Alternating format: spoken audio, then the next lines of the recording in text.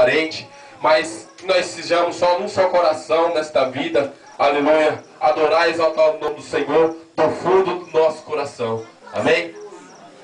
Deus Pai Todo-Poderoso, nessa noite, Deus, nós te adoramos. Deus, nós falamos ao Senhor nessa noite, que o Senhor nos perdoa pelas nossas falhas.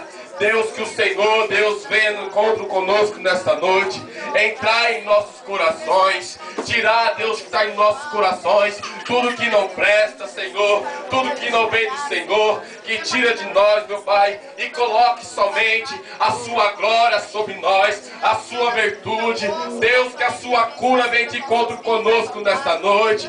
Deus, que a sua unção venha estar derramado sobre nós nesta noite. Deus, nós te convidamos nessa noite para te adorar, para te exaltar, porque somente o Senhor é digno de toda honra e toda glória. Deus Todo-Poderoso, agradeço por este dia, por estar juntos aqui com os seus irmãos, com os seus filhos, meu Pai, num só coração, adorar o seu nome, exaltar o seu nome, Senhor. Deus Todo-Poderoso, que nessa noite o Senhor seja o único louvado, seja o único exaltado, Senhor.